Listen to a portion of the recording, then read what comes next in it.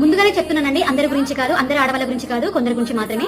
Social మీడియాలో పనిచేస్తున్న ఆడవాళ్ళు కొంతమంది అర్ధనగ్నంగా బట్టలు వేసుకుని ఏవైతే చూపించకూడదో అవే చూపిస్తూ, చంకలు చూపిస్తూ, నడుము చూపిస్తూ, తొడలు చూపిస్తూ, ఎవరి కోసం అండి ఇవన్నీ? సోషల్ మీడియాలో కొంతమంది ఆడవాళ్ళు ఎంత పద్ధతిగా వీడియో తీసుకుంటున్నారండి. వాళ్ళకి లైక్ రావట్లేదా, షేర్ రావట్లేదా, సబ్స్క్రైబ్ చేసుకుని అందరూ ఆదరిస్తున్నారు కదండి. ఇలా అన్ని చూపిస్తేనే లైక్ షేర్లు వస్తాయా? అలా అర్ధనగ్నంగా చేస్తున్న వీడియో చూసి సైకోగాలు వాటికి కళ్ళ ముందు అప్పటికప్పుడు ఎవరు దొరికితే వాళ్ళని పసిపిల్లలను చూడకుండా కూడా రేపు చేస్తున్నారు. పండు ముసలి వాళ్ళు పద్ధతిగా ఉన్న ఆడవాళ్ళ మీద రేపు జరిగి చంపేస్తున్నారండి. వాళ్ళు ఏం పాపం చేశారండి?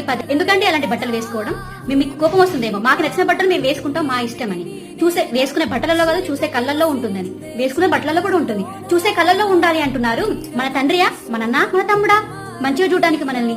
మనం ఒక చెడు సమాజంలో బతుకుతున్నాం. చూసే మగవాడు ఎవ్వడు మంచివాడు కాదు. కొందరు మంచి వాళ్ళు కూడా ఉంటారు, అర్థం చేసుకునే వాళ్ళు. మన చెల్లి లాంటిది, మన అక్క లాంటిది, మన తల్లి లాంటిది. కానీ అందరూ అలా ఆలోచించారు కదా. పాపం కోల్కతాలో 1000 మందికి ప్రాణం పోసే ఒక డాక్టర్ నిర్జీవమైన స్థితిలో ప్రాణం కోల్పోయింది. ఆవిడకి జస్టిస్ జరగాలని మనస్ఫూర్తి